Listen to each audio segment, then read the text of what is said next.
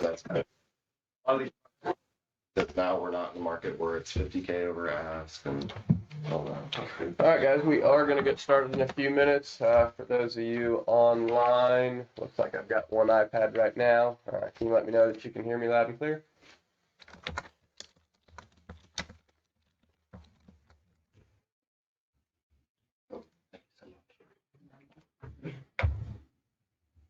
Oh, can I have one of your cards also? Oh, sure. Thank you. This one's for the residential, that's one for the business side. Thank you so much. I've got yours too. Thank Okay, you. awesome. I'm sort of new to this market, so it's a lot of learning, but it's fun. It is fun. Yeah, it's a good time. Yeah. Makes things exhilarating for sure.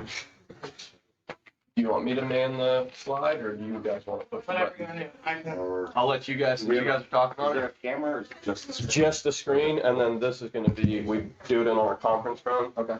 So if anybody asks questions in the back room, I typically try and kind of repeat the question so everybody hears it online. But other You than good that, back there? You good enough? yeah, I'm just going to turn the AC down here. Yeah.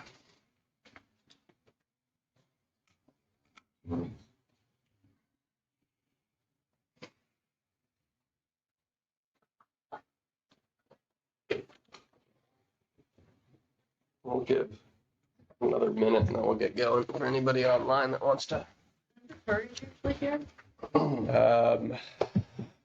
been out of town. I think they're back now, but I don't know. I think they're playing catch up right now. They went to They're quasi new too, right? In this. Yep. They went to New Orleans for their anniversary. Right, okay. So I think they're still playing catch up from taking the weekend off. Yeah, we have 5 kids, so. Yeah. That's a lot. What period is wrong? 2 is rough. Say I got one. I got a 9.5-month-old, and That's rough. I got But my hands full. yeah.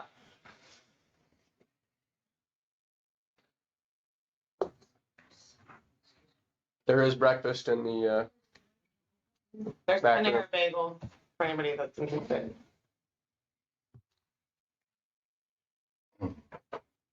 All right, I think you guys can go ahead and get started. Just for everybody, My Easy Mortgage is here this morning. They're going to do a little presentation on a couple of their packages. This is Megan, good friend from Brandy.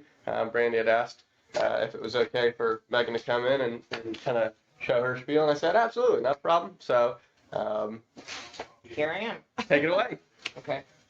Good morning, everyone. My name's Robert. I'm the COO of the company. I'm joining Megan here to kind of lead her through everything. I just wanted to give you guys a little presentation about some alternate products for financing homes to kind of reach out, find a wider clientele basis, introduce our company a little bit, just kind of go over everything. So we've got a relatively quick presentation. I think it's only like 10 or 11 slides. So don't want to waste too much of your time, but just want to kind of give you a little bit of information. So I'm Megan Pitzer. I'm born and raised here in Citrus County, so there's not a whole lot of us. I've known Brandy my whole life. She's a good friend of mine. I am quasi new into this industry. Before this, I was actually CEO of our local United Way for a few years. So anyway, I have 2 teenage boys and one that just went into high school. So as you can imagine, CEO in the nonprofit world was exhausting. So I pivoted and did something to where it would allow me a little bit more time and flexibility to run kids everywhere. So I've been with this company for about 5 months now. So I'm just hungry. How's it going? it's going. I feel like I'm very busy for being, somewhat new. So it's been helpful that I know a lot of people here and I have great relationships with people here. So, and my husband is a financial advisor with Truist. So we have a lot of connections in the community. So. Yeah, and I'm Robert. A lot of people call me Bobby. It's just something I can't kick. It's my childhood nickname. CEO of the company, me and my partner Sam founded the company roughly. It'll be about 9 years in March that we've started business. So in that time, I've overseen about 5,000 real estate transactions. We're right over $1 billion in volume. So got a lot of experience in this industry. I've seen a lot. Like I tell everyone, you're never going to see it all. You're never going to have all the answers. So I've got a fair amount of experience in this, doing this, running the company, structuring loans. My father was a general contractor. He actually held the record for the youngest licensed general contractor in the state of Florida. So he got it like the day he turned 18. Nice. So basically grew up, real estate's in my blood. Thought I could get away from it. Actually went to school to be a lawyer, and at the last moment kind of pivoted and got into finance. So I know that's that path. what we're going to talk about today is just some different options to, you've got buyers, you've got a listing, you run into roadblocks, stuff that's more available in today's market, where we're not seeing 50 offers on a property, we're not seeing everything come in at over ask, we're not seeing 80% of those offers coming. Question? Nah.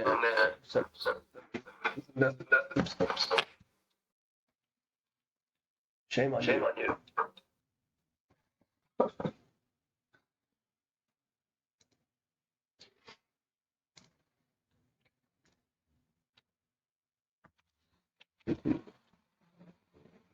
All right, so Oh, sorry. Oops. Shoot. How do I go back? Back Sorry. there. Okay.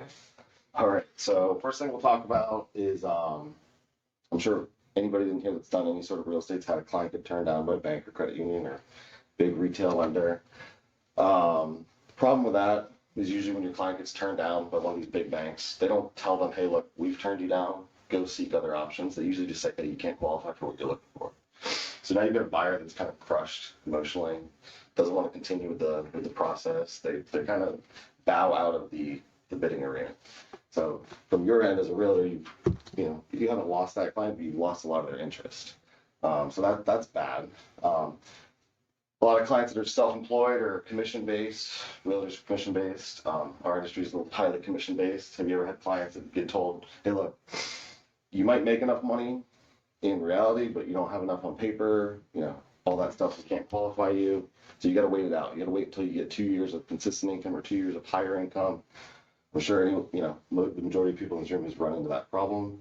And then now in this new market that we're kind of entering is how can you cast a wider net to obtain more buyers, sellers, listings, all that stuff, because we're not listing properties and just seeing stuff fly off the market. So the basics of obtaining a mortgage, pretty simple. We like to call it the 4 pillars.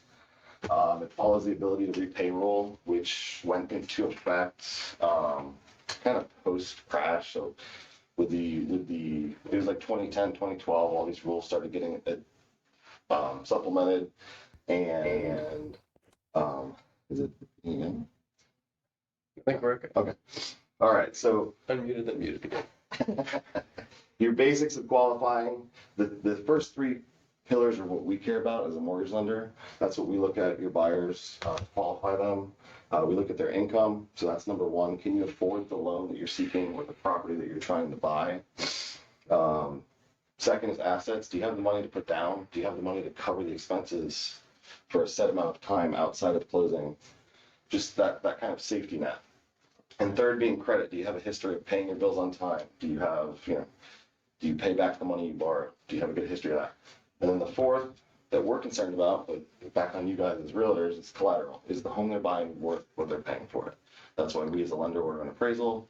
That's why you realtors do a great job at seeking a home for your client that's worth what they're asking or what they're offering. So here's where we run into issues. What happens when one of those, because you need all 4 to qualify for a mortgage. So what happens if your client doesn't have the income, doesn't have the assets, or doesn't have the credit? Today, we're going to talk mostly about income, because that's our number 1 issue as far as qualifying borrowers. That's the number 1 reason we see turndowns in our industry. So just some alternate programs to look at to, keep that deal, keep that transaction, get that closing.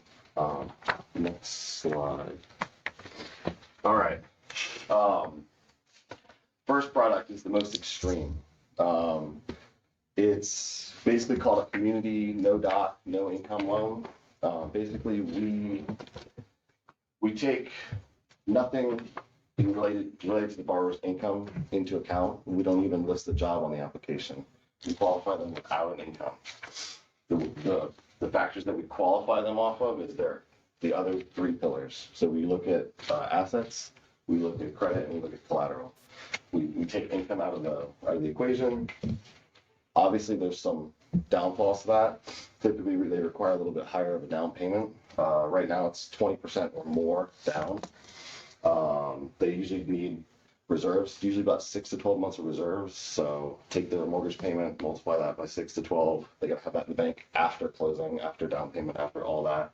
And that's kind of just show the lender that they've got that safety net. We're not verifying their income. Basically, can they repay the loan for the next year, 6 months to a year? Is this for first-time buyers, or it could be for like This is for everyone. for everyone? For everyone. Yep. The only thing you can't buy with this is a rental property.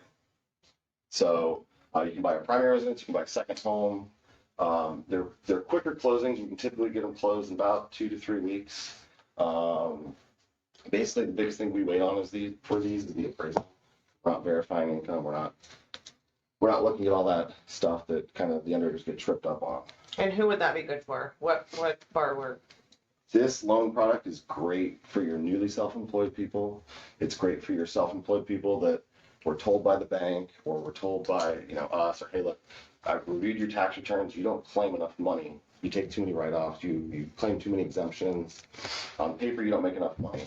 And they say, well, in reality, I make a lot more than my taxes show. I just have a really good CPA.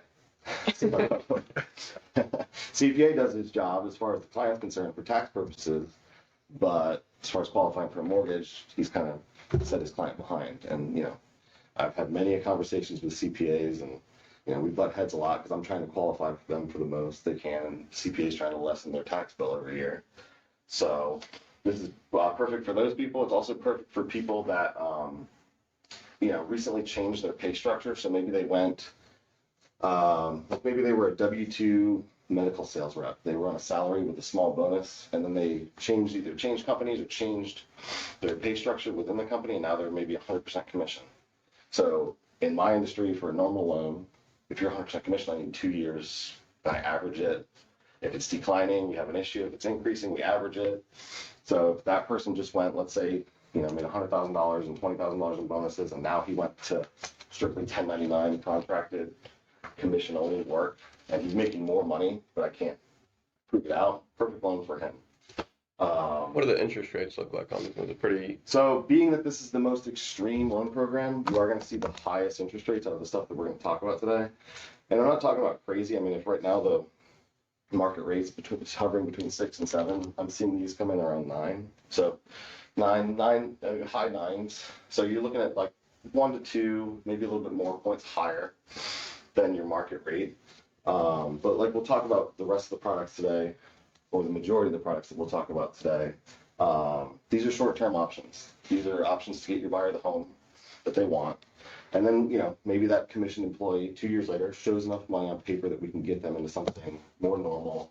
Hopefully by that time rates start to take a drop. So now we take them from a 9 to, let's say, 2 years from now we take them to a 5. And their payment goes down $500 or, just hypothetically.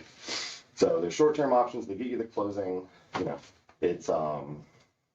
It's just a good solution to basically not tell them to wait 2 years to buy a home because, yeah. Will you manage the client through that process when the right time is to refinance? Is that an ongoing process of communication? Yeah. We basically, when we have a consultation with our clients, we speak with all of our clients, and we're full disclosure. We're a full disclosure company. We don't hide numbers. We don't hide anything. So we say, look, and I literally just had a consultation with a client yesterday, and we set up a 6-month plan to do something similar like this. And I said, hey, look, we're going to get you into this loan. We're going to get you. The client that I spoke with, he was trying to get out of a balloon payment that's due in 3 months. He just moved into the home.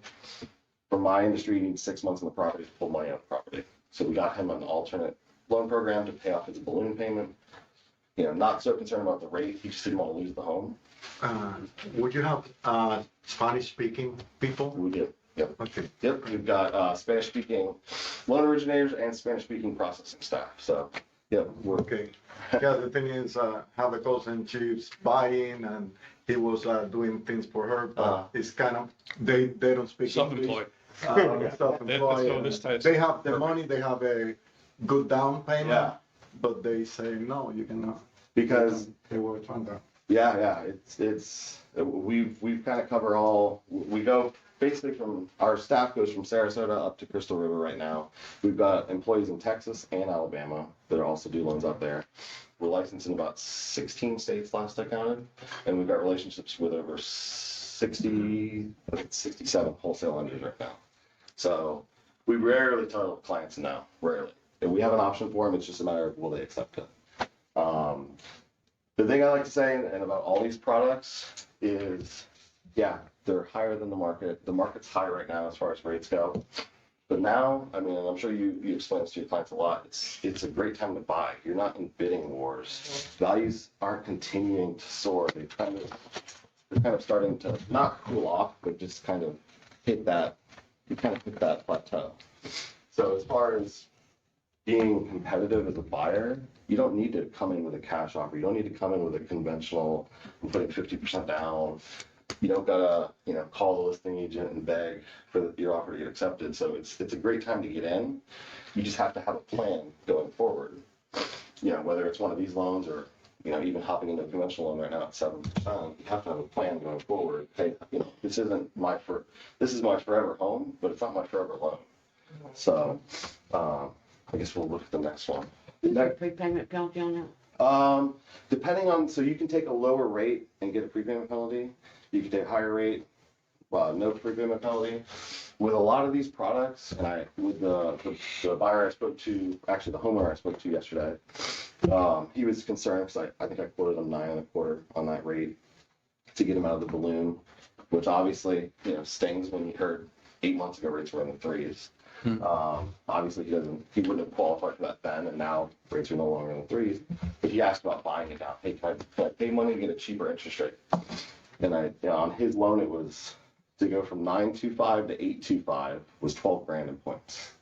And I said, hey, look, if you're only holding on this loan for 6 months and it's only saving you $200 a month, it doesn't make sense. You're never going to recoup that 12 grand because you're only going to save 1,200. So in this case, these products rates aren't super important. It's more or less getting the close, getting the deal, maintaining that relationship. If you get someone out of a sticky situation and get them the home they want, that's a referral for life. So, and we're all in the referral business. So, I have clients that we started 9 years ago. I have clients that closed 9 years ago. Some of my first deals that still keep coming back because, it's referral based. So, less aggressive. Yeah. Do you have commercial division or referral to commercial? We do commercial loans. Okay. Yep. We have commercial. We have several commercial options actually. I think we'll cover it towards the end here. But yeah, we'll go over that.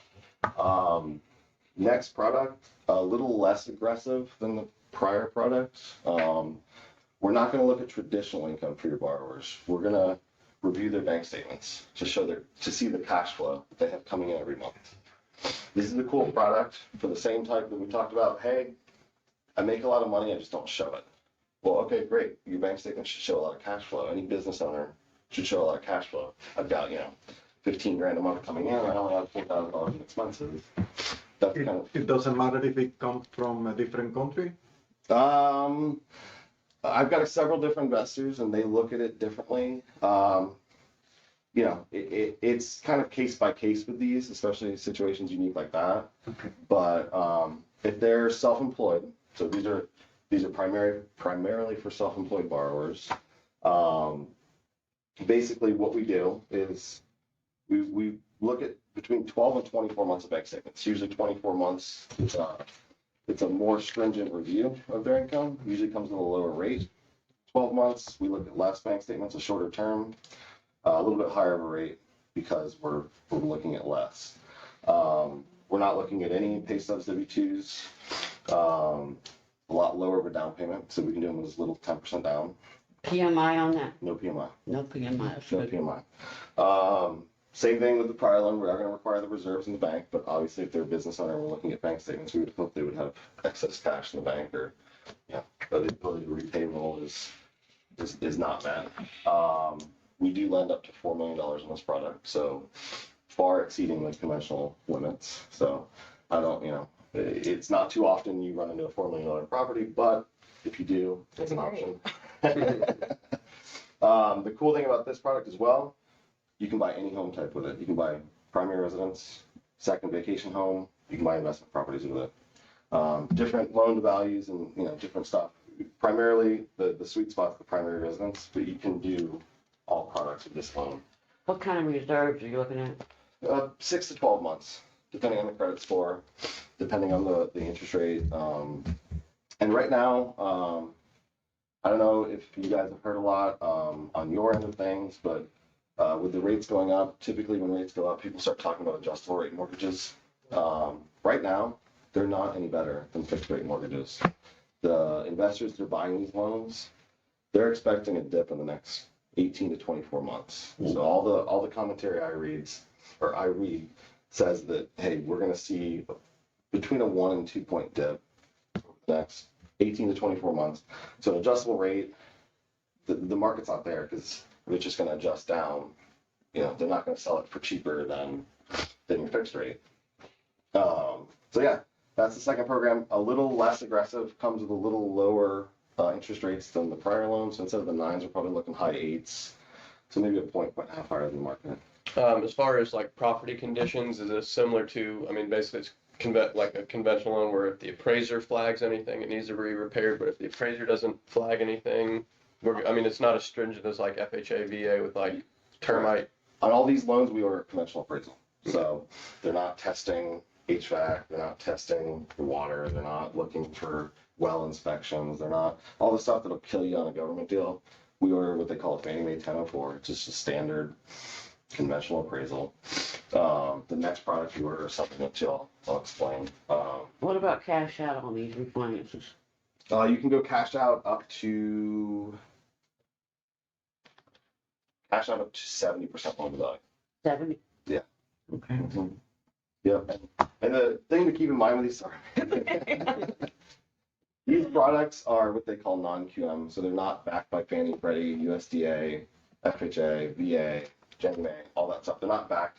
So they're backed by basically private investors that, hedge fund managers. So they have a lot of leeway in their guidelines. That's why they allow stuff like this. But they also like to change things up here and there. So next month, this may turn, next month, this may go to 15% down, or maybe on 5%, depending on what the market's doing, depending on how much they want to invest. So it's cool to know about these products and have them kind of in your arsenal. But I always tell people, and that's why we put this star here. I always tell people just double check before you have the borrower call me or call Megan. Let's talk about it. Let's see where it's at right now. And then, that's just something I want to preface because it does change a lot. And right now we're seeing it all change for the better. So, because the market's opening up. Next slide. Okay. Has anyone here heard of DSCR loans, debt service coverage? This is a cool product. This is a cool product for real estate investors. We're actually doing a lot of these right now in our market. We're doing them all across Florida. I just closed one in Melbourne on the East Coast last week. We did one in the Panhandle. This loan, so similar to the first product that we looked at, it takes 0 of your borrower's income into account. We don't even put it on the application, same as the first product. We simply look at and this is only for investment properties. I'll preface that. We look at the rental income of the property. We put it over the mortgage payment on the property, and we have a ratio. Typically, in our industry, as long as that ratio is 1 or under, so as long as the rental income is at least or greater than the payment on the property, we can qualify the borrower. We determine on a purchase, most of the time you don't have a lease in place. You're buying a vacant home that you plan to rent out and turn into your cash flow, property. We order, in addition to the appraisal, we order what they call a 1007, which is a comparable rent schedule. You've probably heard of them, some of the people in here that have done investments. So not only are they going to value the property, what it's worth, they're buying it for $300,000, it's worth $300,000. They're also going to come back and say, hey, the market rent for this property is $2,000 a month.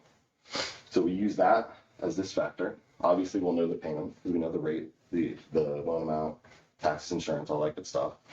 As long as my payment is equal to or less than $2,000, the borrower gets the loan. So it's cool because we're not looking at tax returns, self-employed borrowers, we're not reviewing all that stuff. There's really no limit as far as how many they can buy using this. As long as the properties are cash flowing, and kind of off the record, I do have a few product programs that will go above 1. They do come with higher interest rates. What are the rates typically in?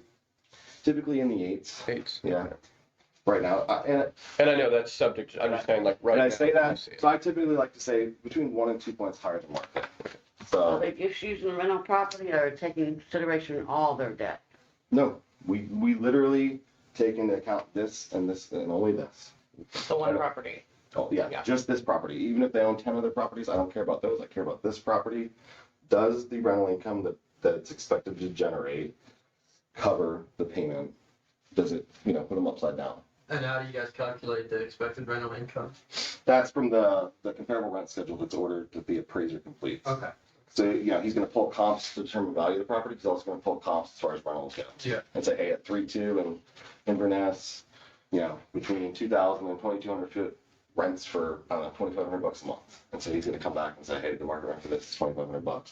The only time that the 1007 is not a factor for the rent schedule is if you have a renter in place and you provide the lease and the lease is lower than the rent schedule. They use the lower of the two.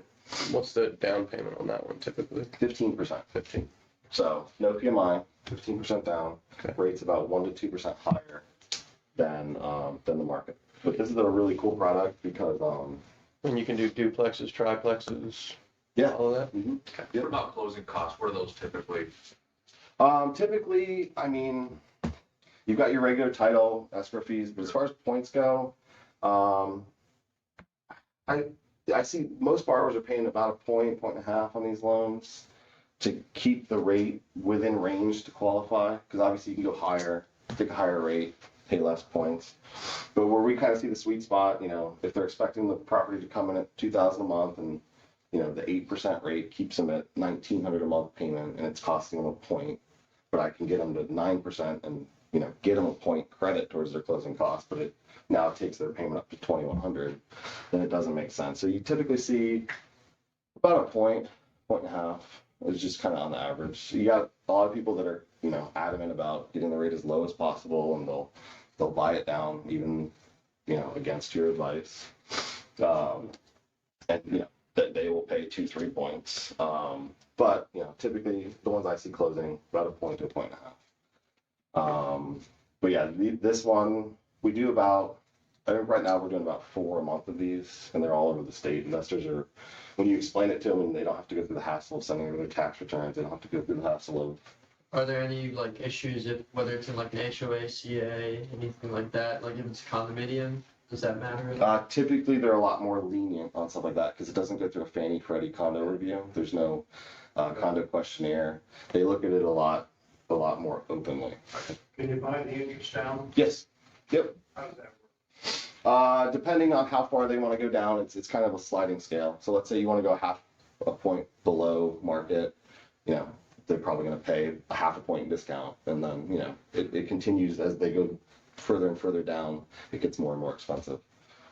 Good thing with these loans and doesn't really apply to you is just to let you know they're non-QM loans, so they don't fit the traditional high cost rules for mortgages.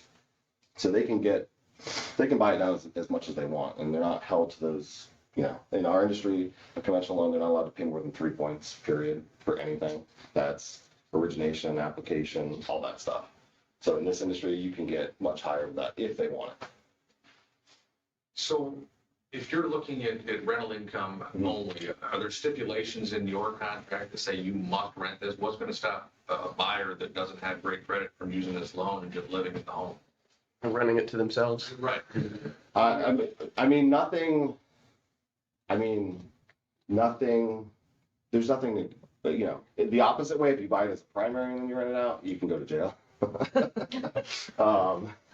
If you've ever been to a closing and you see the borrower flip to that page and it's got the big FBI logo and says the FBI investigates mortgage fraud, that's where you have a concern when you try to buy it as a primary and you flip it to an investment property. There's nothing preventing them from doing this, from living in it. They're just, most of the time, if someone has the money to be able to afford a product like this and the down payment, they probably can qualify for a conventional mortgage on their own, and the primary rate would be 3 points lower. So typically that's why you don't see it. They structure these and they price these accordingly so that you don't really, unless you're kind of that one-off situation or something like that. But What does the appraisal of the rent, what does that typically cost the investor to get, because they're doing a regular appraisal and Yeah. that, so you're getting. Typically appraisals run about $500 right now. I believe the rent schedules are about 150 to 200 additional dollars. Okay. So Yeah, I'm just trying to get an idea if I, swing this to my investor and they're like, all right, how much is it going to cost me to basically see if it's yeah, going to work out? Mhm. What are they out of pocket? figure about $700. Okay. This is kind of a safe number. Right. Now, if they want to buy a horse farm on 20 acres, that could get Right. It's going to be a different. lot more. Yeah, but your expensive. regular, typical Yeah. rental house in the county. Typically, yeah, $700 is a safe number. And this is all based on long-term rentals, is it? Like, what if? Yes. So what if someone has short-term rentals and they can show that they, like, another house makes 35,000 a year, that it still wouldn't qualify? Well, so in our industry, and it's funny, I got that same question yesterday. That's funny. I have a buyer that wants to buy an Airbnb it, and he wants to Airbnb it at $150 a night. And the problem with that, in any aspect of lending, we don't consider short-term rental because it's not stable. I rent it out for 3 nights a month. I rent it out for 13 nights a month. I don't usually rent a nightly rental out for 30 nights a month. So to multiply that by 30 is kind of unrealistic. So in those instances, we would still order this and still factor the monthly rent. So even though that they're going to Airbnb it for more, we would still factor in a monthly rent, which usually is enough to cover the payment. As long as they're in a 15% or more equity position, they can cover it. And what's your typical closing time on these loans? These loans, about 3 weeks. Yeah, so we can get them done. You don't have an underwriter getting in your way. You don't have, basically, does this number exceed this number? If this number exceeds this number and the property's in good condition, we close. If there's no issues on title, no liens, or nothing like that, we close. So, and I've had some of these done. I think the fastest closing on these was 8 days. Jeez. So, yeah. Our fastest closing on a conventional loan was 7 days. It's only because law will not prevent you from closing quicker. So I've had it clear to close the same day. So. Was that with waiving an appraisal? That was an appraisal waiver, but it was a purchase, so I had clear to close the same day. And it was a conventional loan, that was a dream scenario, but I'll brag about it. There you go. Y'all, what are the appraisals? We do, yep. Okay. So, in our industry, we order the appraisal. We have zero control over it. I'm sure you guys all know. There's a thing called AIR, Appraisal Independence Requirements, that require us to be independent from the appraiser.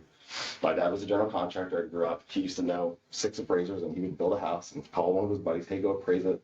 This guy wants to buy it. Just tell me it's worth what I'm asking. Part of that is the It reason. doesn't work that way anymore.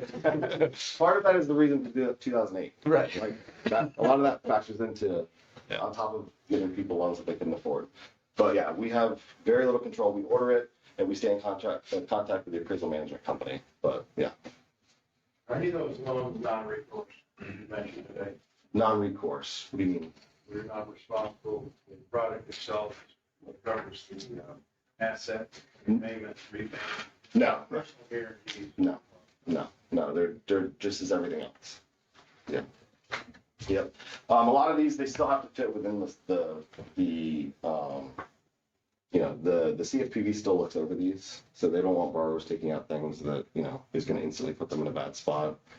So they still, they don't fit the ability to repay rules, but they still fit like the safe lending rules and all that stuff. So you're not getting your borrower into a bad spot. And our job, is to explain to them this is short term. Don't put yourself in a 9.5% rate that you have no expectation of getting out of, because that's not, although your tenant is paying for your retirement, you still want to be able to make money off of it. So. Is there a refinance option on? Yeah, all these are refinanceable. The DSCR programs have 0 prepayment penalty. The community and the bank statement loans, depending on the rate, have prepayment penalties. But yeah, they can be refinanced. So if you have a borrower that all of a sudden rates dip into the 5s on investment properties and they're at a 9, and they want to actually show tax returns, and now they've been running it out for 2-3 years, and they can show on their tax returns that they're generating rental income and they can qualify, and we can refi it. So it's another way to maintain that relationship. We stay in touch with them as borrowers, and then we throw them back to you as buyers. So. Is it more difficult for someone to refinance with a different lender if they have it? a loan like this? Like, would they have to refinance with you? No. It's a lien on the property, just as anything else. If it's a private mortgage or anything else, they could refinance with anyone, as long as they meet and qualify for the loan that they're seeking. So, Canadian borrowers, legal aliens, green cards, tell me. we do have some programs for foreign nationals. They're not within these guidelines. They're typically, basically, they have to have domestic employment, typically higher credit requirements. They have to show that they're here legally, higher interest rates. So those are what we call foreign national programs. That's another aspect of non-PM, but we don't run into that too much now. Do you have to even have a job to get this loan? This loan? No. Let's go back and own rental properties. So, as long as Save the money. if you look at it within a bubble, if you look at this inside a bubble, I don't care what you make outside of this. As long as this covers this, you're not going over the water. So it's a cool product. We don't have to get into all that. I don't have to look through your personal bank statements if you're not using that money to close. I don't have to look through pay stubs. I have all the time, explain this, PayPal, explain this, all sorts of stuff that we get asked, the borrowers get asked for. We don't have to dig that deep with your clients. So the secret sauce is the private equity and hedge fund money coming in, right? Do you have a cap on that, or is that wide open for you? It's kind of, like I said, it's always changing. So Okay. depending on what the market does, if rates drop, then these tend to tighten up or go away because the money's so cheap Okay. that they don't want to dip their toes into it. Right. But when So, money's returning higher interest rates, they want to jump in. so potentially, if everything follows our 8 to 24 month prediction, this may disappear in 18 to 24 months if the rates end up. Yeah, but hitting then their your whole other option, now you go in the bidding wars, and now you Right. get rates and investments in the 5s and primaries in the 3s, and we're back to 2020, 2021. Right. So I don't think anyone complains about that. So this is kind of, here's where we're at now, and here's kind of some tools that we have available to kind of get us through to the next turn. And it's, I like to tell people, we don't tell people no in our company. We just say, not this one, but we can do this. Or, so. This won't work with a build though, right? Like not constructed yet. No, it has to be an existing occupied building. We do have a construction to perm program that should be rolling out in the next week or two with us. That's literally land, build, final conversion, everything all in one. So if you do know builders, you do have an option to finance that. I know with the last couple of years, a lot of banks did away with their construction programs because the rates were so low. Builders were financing their own builds. It made no sense. Now that we're seeing rates higher, builders are. I had a conversation a couple of days ago with two builders. They're actually thinking about kind of sourcing all their mortgage out because there's not enough money in it right now for them. Whereas, when rates were in the 3s, they would charge their buyers in the 4s, make a ton of money on their loan, and make a ton of money on their house. They can't do that right now. So it's too competitive. Question. Yeah. This is the minimum of 100,000. What about all these? Do they have a minimum? They're typically right around 100,000. Case by case, like, if you get a unique situation, give Megan a call. What we do is we research it. We shop these around. That's our job. We hey, what's the flavor of the day? Maybe on paper they say they won't take 100 grand, but you want somebody that wants to borrow 90,000. They've got A+ credit. They want to put 50% down. It's a good loan from the investor standpoint. We call around, we ask, and we either get yeses or nos. But Do you do mobile homes with these packages, or just single family? we can do mobile homes. So we can do mobile homes basically for any product. So that's starting to come back as well.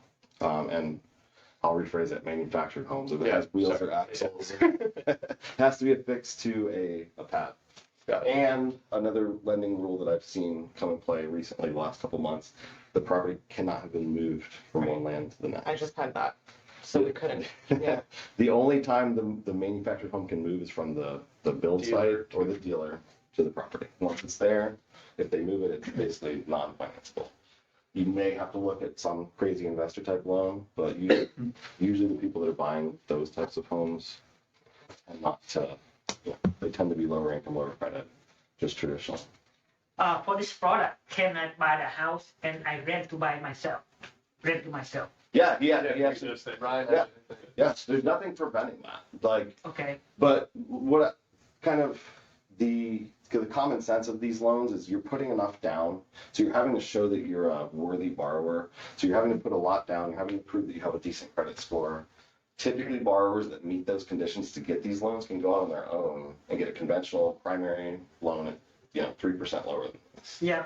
The reason I'm asking because some of people, Yeah. they just rent like $500, but I get 3 people 1,500. Yeah. But they cannot get a rental agreement by $500. But that means I cover by myself first to qualify for the loan. Then I can rent to other people. Yeah, that would make sense. But you may, honestly, you may be looking at our first community product in that instance, because you wouldn't have to prove out income to qualify. So that may be a better product for you as well. There's no limit or there's no restriction for you living in an investment property. It's just usually it doesn't make sense. It just doesn't. It's not the best position for the buyer. And also, if we have a rental agreement and the renter default, they just pay how I cannot afford to pay. So then I will inherit the problem, correct? Yeah. Mm-hmm. Yeah, I mean, you're the one making the mortgage payments. Yeah, you're the one It's your problem anyway. But if your renter stops paying rent, then it's really your problem. This is all hypothetical right here. This portion is all hypothetical. This is the appraiser telling you, hey, the property can rent for $2,000. If you go and get and you can only get a lease for $1,200, and now you're paying $1,800, that's on you. Got it. But the appraiser told you that you could get $2,000 for it. Now, usually, from my experience, if the appraiser says $2,000, you can go out and get a lease for $2,200 because they tend to go more conservative. So usually, you're going to generate more money, anyways. But if they're just doing their due diligence to make sure that you're able to meet your obligation every month just through this way. Would the community one work? I'm just kind of thinking if we have basically like a husband and wife who neither have, the great credit and whatnot, but basically can we do something to combine both of their incomes? Because I'm thinking like you could do it with this one, obviously, if they both make X and they can rent it to quote unquote rent it to themselves, but does like the community one work for more than one person or is it always going to be a single borrower? You can have multiple borrowers, but since we're not looking at income, right. We don't see that a lot of times. Yeah. And I always tell people my financial advice, like my prime example, me and my wife, my wife just retired as a teacher, thank God. Sorry for being honest. It was rough last couple of years with COVID and everything. But at the time we were both working, so we both could have gone on the loan and qualified. We didn't need to. I could qualify on my own. So I just put the mortgage in my name, just in case, 10 years down the road we want to buy an investment property and put it under her name. Right. It keeps it separate. We're not stacking that liability. Okay. So, you can do it. I don't see it often. Okay. There's some people that, there's married couples that insist, hey, I want to be on the loan with my husband, or I need to be on the loan with my wife. I don't care what you say. Right. Well, we also have it the other way. Like, hey, we get the husband that says, I'm buying this house, but I don't want the wife on it. You guys can, as a primary residence, you can. Yeah, she doesn't have to be on the loan. Okay. But she does have to sign off that she's married to him. Right. She recognizes that he's taking a mortgage out on the property that she is then in succession for. Right. Because she's going to be on the deed still. Yeah. Yep. So that's those are the fun ones. You talk with a valid ID. Yeah, that's title stuff. People ask me those questions, I say call your title. Right. I'm not gonna. Yeah. Usually title companies are backed by a lawyer. I'm not gonna give that advice. Yep. But yeah, we see it a lot. So here's some other programs and some cool programs. I don't have a ton. I didn't have like dedicated slides to them because they all kind of fit. This was the commercial lending option that you had asked about. Has anyone in this room heard of a kitty condo? It's a cool term. It's a catchy term. It's really nothing crazy special when you look at it from a loan perspective. What it allows your borrower to do, it allows your borrower to buy a home, usually for their kid, and do it as a primary residence. So like college. College. That's a perfect example. Great example is college. We're right, what are we, Gainesville, yeah. Less maybe. Power to USF, power. Yeah. Yeah, so you're central. You have people sending kids off to every college. Right. Great example for this is I had a borrower that closed. They wanted to buy their son a condo in Gainesville to go to the University of Florida. They didn't want him renting. They didn't want him going to a dorm. They looked at all the prices. They said, we can buy it for about the same thing we would pay rent. We've got the money to put down on it. They bought the condo. They put the son as the primary borrower. He doesn't have any income. He's a student. We don't need his income. We just use his credit. As long as he has credit to qualify, which most 18, 19-year-old kids have great credit because they haven't had a chance to mess it up. And they don't carry any debt. So they're not really dragging the loan down at all. We put the parents, or one of the parents, or both, as non-occupying co-borrowers who qualify only off their income and their credit, but they're non-occupying co-borrowers. So, and I have a family member that went and bought their daughter a condo in Gainesville, did it as an investment property. They took a 2% higher rate, they had put 20% down. They had no idea about this program until we talked to them after they sold it. But allows them to buy it as a primary residence, so you get a lower interest rate, lower down payment, all that good stuff. The borrower that bought this, or the parent that bought it for the son, he lived in it for 4 years. He rented out a room to his buddy. His buddy's room rental covered half of the mortgage payment because that was the going rate in Gainesville. Lived in it for 4 years. When he graduated college, he was the only kid in the family, so they sold the condo, turned it for a $100,000 profit. The roommate paid half the rent, and that's perfectly legal. It's called border income. He's not doing it as an investment. He's just renting out one room, so he's still living in that residency, so you're not committing any sort of fraud. Parents turned a $100,000 profit. They paid for his wedding and gave him a $50,000 wedding gift. And it cost them nothing. But it's also cool because it improves your kid's credit score too. I mean, right? Yeah. So that's great. At 18, 19-year-old, your kid has a mortgage reporting on his credit. Has to be like family though. No. Okay. I mean, it doesn't have to be like Blood direct family, but yeah, you can do it. You can be a non-occupying co-borrower for anyone that you agree to, as long as you want to take on that debt and something that you're not living in or every day, interested in. Then that's on you as a borrower. Right. But typically we see it, family members. We see it a lot with siblings that will buy their parent a home because their parent is on Social Security or disability and they can't qualify through traditional means, and they're still able to do it as a primary residence. Yep. Can foreign nationals apply for something like that? No, right? No, because this is a conventional Fannie Freddie program, but it's a cool little loophole that not a lot of people know about. Traditionally, you go to someone that's not seasoned in this business, and they come to you and they say, "Hey, I want to buy my kid a condo in Tampa or in Jacksonville or whatever." They're going to set it up as an investment. They're going to tell them they need 15 to 25% down. Right now, the rate's going to be in the 8s because investment rates are insane right now. And it's just going to, it's going to cost them a lot more money up front and every month. If they structure it like this, saves them in monthly payments, saves them in upfront costs.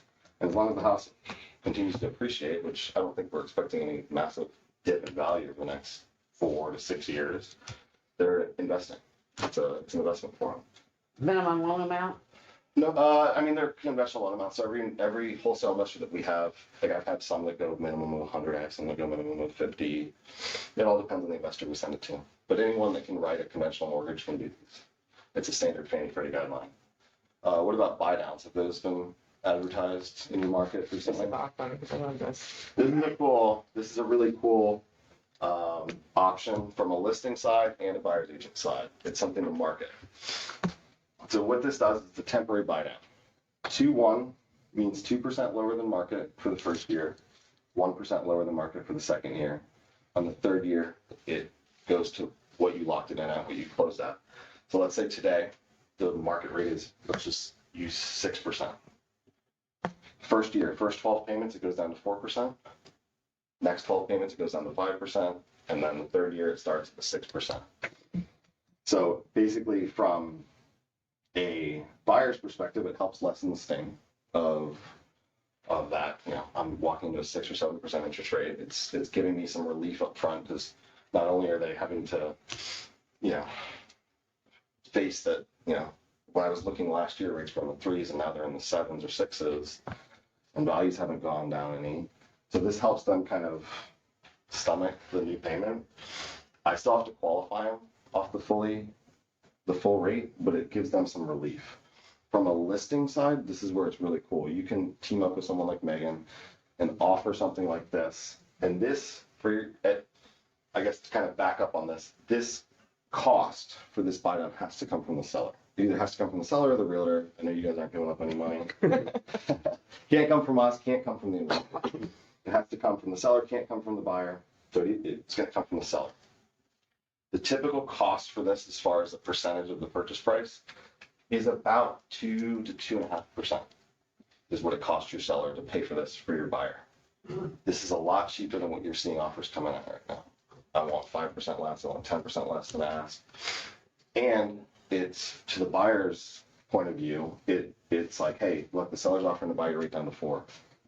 And, and then it's gonna go to 5. And then the mortgage person that closes you and, hooks you up with this is gonna stay in touch with you over the next 18 to 24 months and get you into that 4 or 5 fixed forever.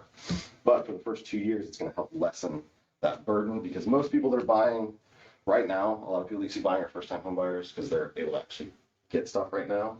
So they're usually emptying their savings. They're walking into a payment that's more than their rent payment. The first few months are usually stressful. They got nothing in the bank. They've got a payment that's $300-400 more than what their rent was, but they own a house and that's all they care about. This helps to kind of offset that. The other good thing too about that is that if you have, like, let's just say $500,000 house, and you have a buyer that comes in and says, I'll offer $475,000, then the seller can come back and say, well, instead of doing that, here's an option, because they're still selling the house at $500,000. So all the neighbors still get that, that higher rate for a comp. Keeps the comps, Yeah, so that's I like that option. And it's You have to buy down onto the sale price, so it doesn't really cost the seller. you can't stack it now. It has to come out as a concession. But, typically what I see, the ones that I see coming in, and it's because on most of these products, 3% is the cap for concessions. Conventional, unless your borrower is putting more than 10% down, which as of late, buyers aren't traditionally putting that much down right now. So you're capped at 3%. VA allows you to 6%. FHA allows you to, or VA allows you to 4%. FHA allows you to 6%, but let's just use 3%.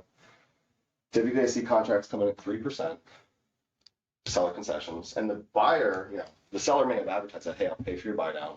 And in the contract, the listing agent writes, hey, seller to pay 3% sales concession towards closing costs. The buyer can choose to do that as a buy down or choose to do it just to drop their closing costs, but the seller has offered it. It lured the buyer in. And the cool part is, I said it was between 2 and 2.5% usually the cost. It all depends on kind of how the loan works out. But then you still have a little bit left over to help towards your buyer's actual closing costs. The coolest part about this, and I don't want to get too in depth, but I'm a numbers guy, so I get excited about numbers. It's a dollar for dollar cost for savings. So if this 2-1 buy down saves your borrower, let's say $6,000 over the first 2 years, it's going to cost your seller $6,000. So no one, from the lending perspective, they're not out any more money. They're not, but it's basically the sellers helping offset this market. And the cool part about this is when your seller pays for that buy down for your buyer or for their buyer, it goes into an escrow account. And every month, that money that they save gets applied to their payment. If they refi in the first 18 months, whatever's in that account, they get back. Every penny. It doesn't get lost. It's not like a rate buy down where, like, if you close today and I'm at 6% and your buyer pays $5,000 to buy it down to 5%, you refi 6 months later, you only save $2,000, you lose this $3,000. So it just, a permanent rate buy down, you never get that money back if you pay it off. If this gets paid off or refinanced, they get their money back. Every penny. No one's making any money off of it. So it's a cool option from a buyer's perspective. If you've got buyers that are looking, you say, hey, look, my lender's offering, the 2-1 buy down. Maybe we should start looking for homes that are listed where the sellers are wanting to give concessions, or maybe we go in with an offer at ask, but ask for 3%, something like that to make it look more attractive. Then if you've got a listing that, let's say you listed at 400,000 and all your offers are coming in at 350, 360, and your seller's frustrated, maybe you change it up and say, hey, we're seller's offering to buy down buyer's interest rate. Now, instead of on a $400,000 house, you're not giving up 25, 40 grand, you're giving up 10 or 8. So it becomes, it's more money in your seller's pocket, more money in your pocket because it helps the sale, which ultimately you guys are paid on, sales price. It's kind of a win-win, and it's temporary, and it's literally, you get every penny back that you put into it. If you see it out and see the savings, or if you pay it off. So, another one that we just started doing as of, when was FAM? July? Yeah. As of July, we started doing hobby farms. We have one lender that will do them I've yet to do one yet, but we do have that option. So if you do have someone ask about hobby farms, we do have the ability to lend on it.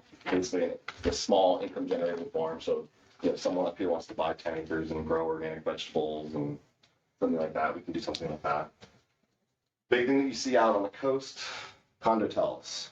Who here's ever had a condo get denied for financing because the condo didn't pass Fannie Freddie's requirement? I literally just had one yesterday. Yeah. And there's nothing you can do there's nothing you can do about it as a real estate agent or a lender. We don't know until the appraisal comes in, until the HOA fills out the questionnaire, and they look at budgets, they look at reserves, they look at meeting minutes, they look at all that, and they say, hey, look, this doesn't fit. It literally happened yesterday to me. And basically, the majority of the time, they don't pass because the investor percentage is higher than Fannie will allow. So, if you have 100 units and 60 of them are owned by people that don't live there year-round, Fannie may views that as a high-risk property. Which a lot of those are near Disney. Too, 'cause I have and one. the beach. Yeah, Yep. Disney. Yeah, she just did one right outside of Kissimmee, or right in Kissimmee. They'll get denied. And this, basically, condotel is short for condo hotel. And that's the reason why Fannie and Freddie will deny it, because they deem it as, it's not a residential dwelling. It's more of a business asset for your borrower's perspective. So it's, the economy takes a turn. It's much easier for borrower to walk away. So they don't want to insure those loans. We're able to do stuff like that. Obviously, just like the prior products, a little bit higher than market rate, a little bit more down, but we're still able to get it closed. Commercial lending options. You asked about it earlier. Just recently, I would say within the last 6 months, started offering those. I've got several investors that will do them. Spoke to a buddy of mine on Saturday at a birthday party. He does commercial development. He told me how they are getting beat up on commercial lending right now. He said the banks are taking between 30 and 45 days to get back to them on whether they'll do it or not. Then when they come back with the yes or no, then it's another 45 days to close. And a lot of these commercial proposals or plans are built, the price is agreed upon up front. Now you have rates adjusting. The guy I talked to on Saturday said they lost $500,000 profit just because interest rates rising on commercial loans. So we've got the options. We're not a bank, so the good part is we have many options. But yeah. So we if you do get someone that wants to inquire about a commercial loan, we do have options for that. Yeah. Any questions on these? I know you guys have been pretty good about asking. All right. Last. So we're here obviously to show you these cool products, but we're also here to kind of introduce ourselves. Megan's new to the industry, newer. She's closed quite a few for being new. I think that's to your connections, and she's just extremely well connected in the community. But we're a family-based, family-owned company. All of our employees are families. If you walk in any of our offices right now, the first thing to greet you when you walk in the door, and you'll see it today, we have a mural. I can show it to you right now. We have a mural of all of our employees and their families. We're very family-centric right here. So here's our turn of the office. If you walk in, we have 32 pictures hanging of all of our employees and their families. If you zoom in, it's literally, we are family-owned, family-based, we're local, or family-owned, family-oriented, we're local. Said earlier, we've got 65 or 67 different wholesale lending options. Wholesale, people ask what the difference is between retail. Retail, I look at like a bank, credit union, Rocket Mortgage. Wholesale, I like to compare to Costco. You get a can of Coke cheaper at Costco than you get at Publix. You just got to buy 36 of them. That's how we operate. We pass on the savings to your buyers through volume with our wholesale relationships, and we've got a lot of them. We don't like to say no to anyone. I've got to, if my processor comes to me with a problem, hey, XYZ loan, I've got a problem. We don't pick up the phone, call the borrower and say, look, there's a problem, we're working on it. Click. That's not how I've ever done business. If I ever hear someone on my team does business like that, they will be corrected. I take the extra hour, research it, come up with a couple options, and call the client and say, hey, look, we ran into a snag. Here's how we're going to fix this. We're either going to pay some stuff off, we're going to put more down, or we're going to look at changing programs. I don't like to tell people no. We've got an extremely successful track record as far as closings go. files that we submit versus files that we close, it's a very low percentage of stuff that we have to actually like say no. And most of the people that we say no to are maybe somebody that thought they could go the conventional route. They give me their tax returns. I can't qualify them for what they want, and I offer one of these, and they don't like the terms. Mhm. If they don't like it and we don't close it, at least I offered it, you know. At least the option was there, and as long as you can explain it's a short-term option, you know, if you've got savvy investors, they can see it. Also, we heavily vet them before we get the pre-qual letter. I think that's, Yeah, I mean, most of the time when you get a pre-qual from us, you're gonna close the loan, you know, she just had an offer accepted Sunday. Sunday. Mhm. The listing agent called her and said, as long as you're not using Rocket Mortgage, Yeah, called the realtor that I'm working with and said, we'll accept you. can you talk the borrower into not using Rocket? And the realtor was like, they're not using Rocket, they're using Megan Pitzer, who's a local lender. And they're like, oh, perfect. And that's how they got the deal. They had 5 offers on the property. They got the deal because it was a local realtor and a local lender. So, And that's big in today's, especially a smaller community like this. I mean, you don't see it in central Tampa. It's not as important because you've got so many transplants, but up here you've got tight knit communities. I grew up in one on the East Coast. and for those of you that came late, I was born and raised here. So although my business card, the offices are out of Tampa, but I work remotely here. So I'm here all the time. Yeah, we have 3 local offices. We've got one in Wesley Chapel, so right by the outlets, if you're familiar with that is.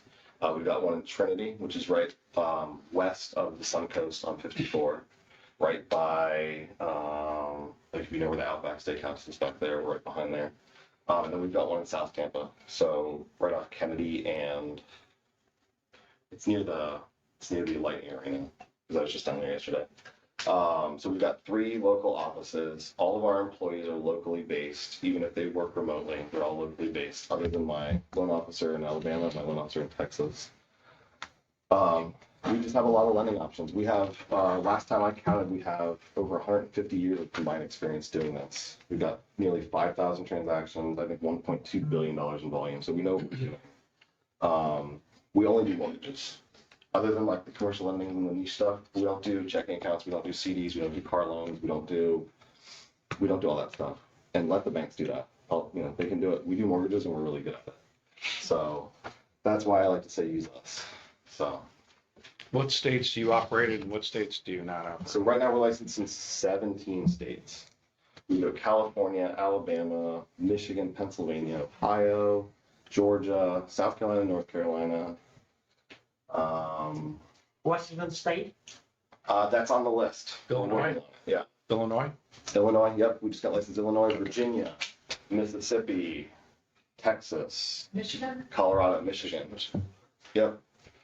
Yep, 17 states. And we keep adding them. So I'm like starting to lose track. And for every license and state we add, I have to take more CE and another license. And I just had to renew it all. I had to do like 37 hours of CE, so that was fun.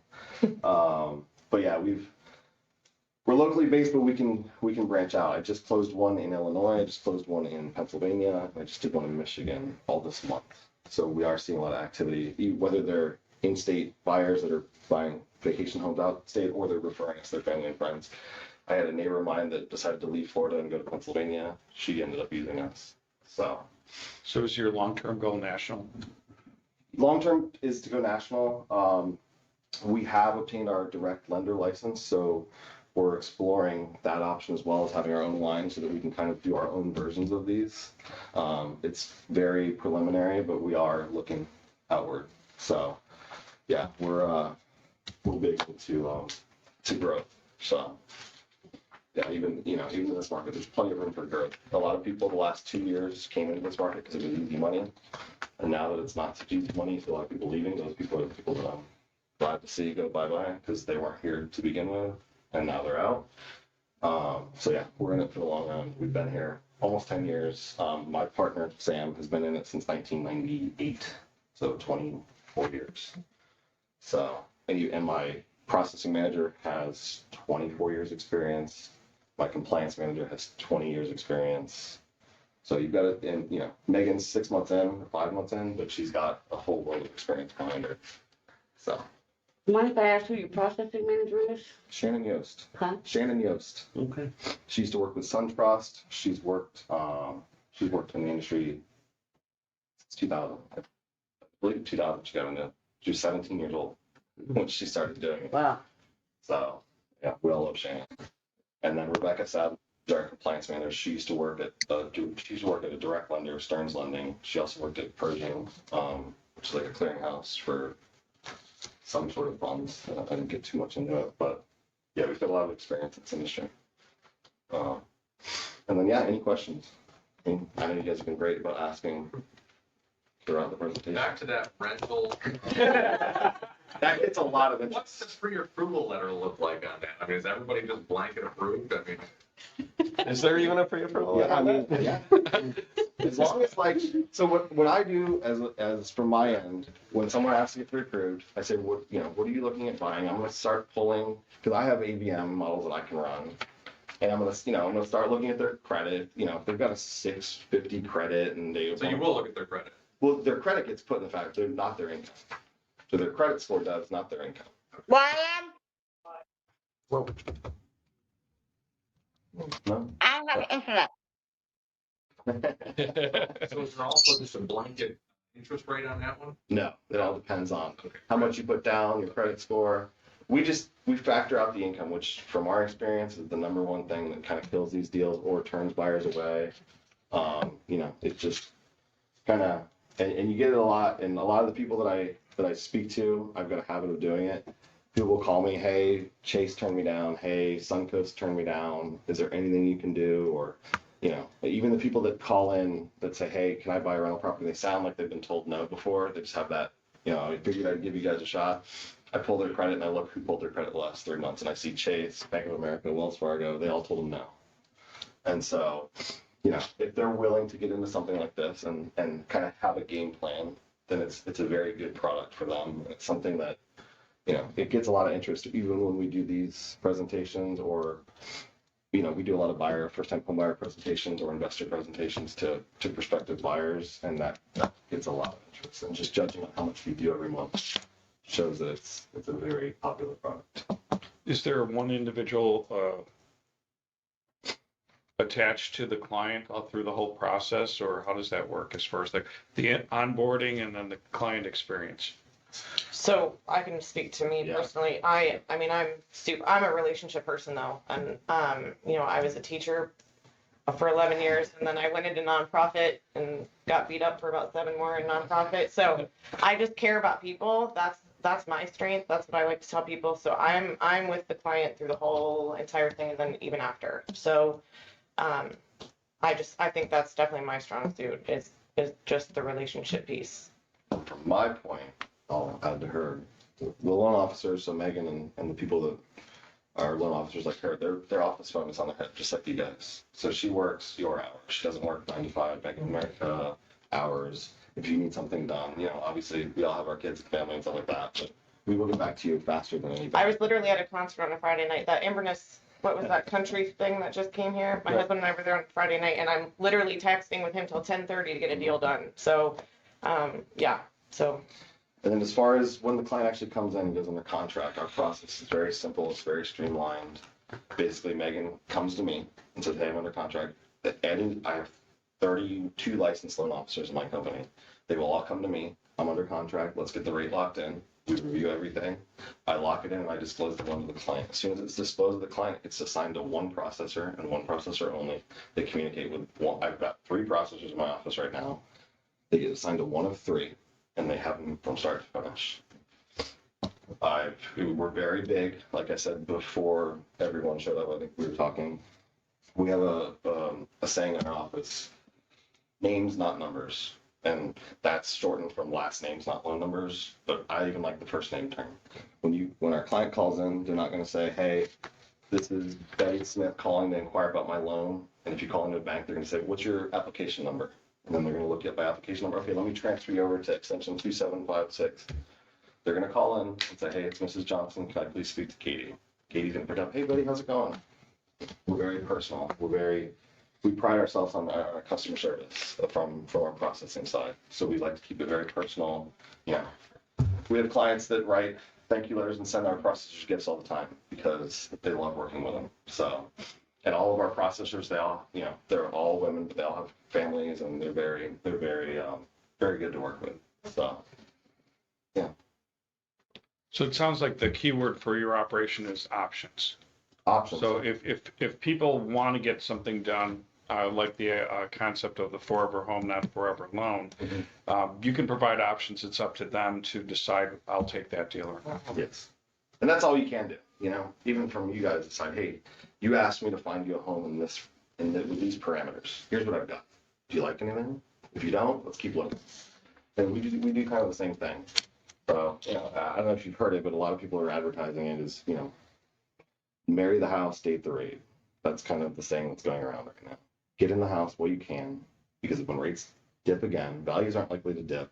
We're going to get back into a bidding war. It's going to cause the same craziness that we've seen the last 2 years. A lot of people made a lot of money, but a lot of buyers got shut out. So, and a lot of people that bought homes were people that were sitting on a ton of money that have not flipped them for investment purposes. So, yeah, now's a good market to take advantage of stuff like this. And Anybody else? you guys have been great. A lot of questions. There's a ton of bagels. Yeah. Bagels in the back. Please eat them or take them home to your And family. Megan's cards are here on the desk. I left just Megan's just because this is Megan's girl. She lives up here. So, Yeah. but if you have any questions and what I like to tell my office all the time, and I think it's universal, is you'll never have the answers to everything. The way that you can be most effective is knowing how to get the answers to everything. So you know, my big thing to my loan officers, my process, if you don't know, tell the client you don't know. I'll call you back in 5 minutes with the answer. Don't just say something. Don't make something Give up. bad information. And that's why we also, you know, we take our pre-approvals very seriously. I had a meeting last week. It's so much easier to tell a client no prior to contract than to tell a client no under contract. EMD's been given, appraisals ordered, inspections are paid for, sellers looking at moving. Right. That's a mess. But if I tell them, hey, no, we gotta look at something like this, and they haven't even started looking, so much better. That's why we vet our borrowers. And that's why traditionally people don't like rocket mortgages and banks, because they kind of, you know, they don't have the experience that we do, and they are kind of haphazard with how they qualify their clients. They've done, like I told Megan the other day, they've done, rocket mortgage is a multi-billion-dollar industry business. They do focus groups every quarter on what is going to attract the most clients. And I know that because I used to work with Rocket. I used to be a wholesaler for Rocket. We left them 2 years ago when they kind of changed their business models around and kind of decided to go after our clients after we were sending them business. So that would be like, you know, Century 21 corporate going after clients that you had closed. It wouldn't be cool. Yeah. So yeah, we stopped our relationship with them. They're they're notorious for, you know, their focus group said that they're going to attract the most clients by making it as easy as possible. And obviously when you're asking clients for tax returns, pay stubs, W-2s, bank statements, hey, you're missing a page of your bank statement, it frustrates people, but hey, you at least know when you're shopping that it's been vetted. I didn't simply hand you a letter other than the rental program.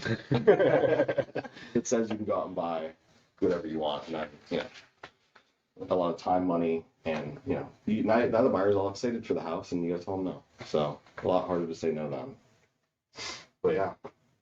On the rental property loan, Mhm. since you're not looking at anything but credit, what does the credit score need to be? Typically, right now, I think I see them at around 660. So they don't have to be extremely high. And let me borrow this real quick. Oh, we don't have them here. Typically 660 to 680. So they don't have to be changing all the time. They don't have to be insanely high, but with a lower score comes a higher rate, which is usually harder to offset that payment. Okay. So typically, that's, you know, what he asked about properties that you do under these loans. Typically, you're seeing better qualified borrowers as far as credit goes. So they just can't prove out their income, or they don't want to. So. Yeah. Well, thanks, guys. It was Thank great. you. Really appreciate it. Appreciate it. Thank you.